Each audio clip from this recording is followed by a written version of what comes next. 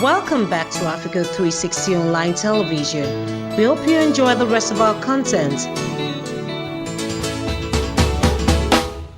First thing first, the leader inspires followership. And when the leader, the right political leader, appears in the scene, what happens literally is that the people follow. They follow with such level of commitment like never before. In my particular case, when I came out to declare for governor, people told me that Linus Okorie will know you to be a man of honor and integrity, and the political space is filled with deaths. And the people who are in the political system will demand money from you before they can vote for you. Are you ready to compromise those standards?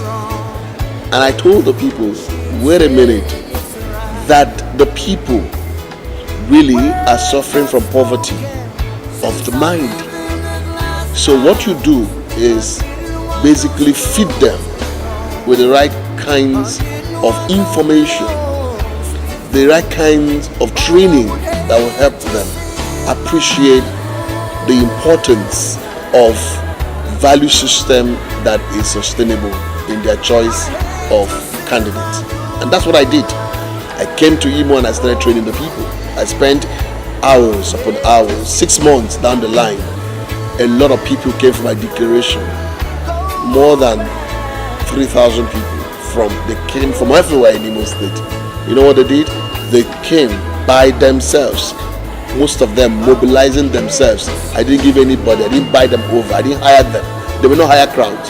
What you see most of the time in the political space is hired crowds. This one were people who believed in my school of thought, who believed in my worldview, who thought that this young man who is only in his early 40s can make a difference for them because he has a history of soundness and integrity and well-groomed personality of note. And so on the basis of that, the people came in their numbers. And so that's the message I'm selling. I'm selling, the message of hope. I'm selling the message of possibilities. I'm selling my credential. First thing first is that Imo State for a long time has been led by political leadership that thinks about self or things that will benefit their families and their cronies and the political class, and they ignore the people, and the people are living like second-class citizens in their own state with their own wealth. So I specifically came on board with a new message saying this Imo belongs to all of us. That is why we call it Imo Nkanyi. A group of professional class from Imo sat down and created this movement. The movement that has its strength in the philosophy that the wealth that belongs to Imo does not belong to a few. It belongs to the people of Imo State. It belongs to the great people of the state. And thus, this Imo Nkanyi movement will mobilize the people to understand the reality of their wealth and also the power that is in their hands to choose whosoever that they want to choose to represent them in whatever capacity, rather than a few people deciding to impose people on them. Well, it will interest you to know that it has become a movement already. And since we launched Imo Nkanyi, all over the radio stations, all over the streets, people are beginning to appreciate our concept. And because the messenger, because the person who is a convener is somebody who has been known in the political space, in the public space, in the media space, and also in the grassroots as someone who believes in the message that he preaches. That is why the people are buying into it in the numbers, and they are waking up from their sleep. And I mean, for the past couple of days, I've been in the various villages and communities, inspiring people. And you see, the women are hugging me. Everyone is excited that somebody is coming who cares for them is coming. And so young men and women are buying into this message. Before elections, I can tell you the truth, that the movement must have penetrated in every part of Imo State. As I'm talking to you right now, the movement is in cities. We just launched Port Harcourt. We've launched Lagos. We've launched Abuja. We've just went to Washington to set up the Washington, Maryland team.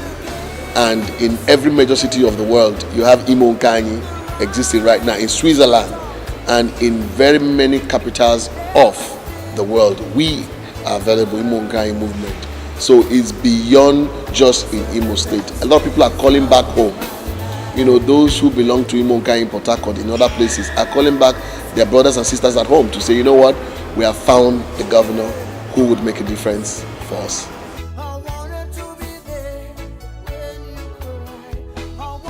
With the concept of Imo Nkanyi, that means that the State House of Assembly, for instance, will now be populated by human beings who think in the same philosophies. That it is the people, power belongs to the people. Power does not belong to one man. Power does not belong to a few politicians. In fact, the political class, most of them have held us at a point where we can't move. Right? They have made it impossible for the people to come out of poverty so that they continue to control the people. But now, Imo Nkanyi is fresh with a philosophy that says you don't need those godfathers, basically. A group of people, the people are godfathers. Do you know what I'm talking about? So the people would, once they have their PVCs, they have the opportunities and capacities to change whosoever that is not performing, and bring into power people that can think the common good. Remember, the common good concept, what we're talking about, it's not even about which zone the person is from. It's about anybody who wants to run for governor on that philosophy is running for governor for the entire Imo people, not for any zone. He will develop the state on the basis of comparative advantage. He will create opportunities for everybody. You don't have to, in the kind of government I will run, you don't have to know anybody to be able to have access to funding or support. For instance, I'm creating 9 technology hubs in each of the constituencies, in Imo, federal constituencies. I'm going to do that in my first year of administration. Now, guess what? Everybody who's an Imo citizen can have access to those hubs and also benefit from all the opportunities available in that hub. You know what I'm talking about?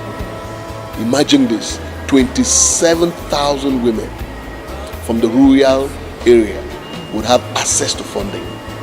Guess what? They don't need to know anybody. They just need to be Imo citizens. Until we come your way again, this has been a production of Africa360 Online Television. You can also follow us on all our social media handles showing on the screen. If you'd love Africa360 Online TV to cover your event, please call 090-825-71511 or send an email to wakeupafrica360@gmail.com.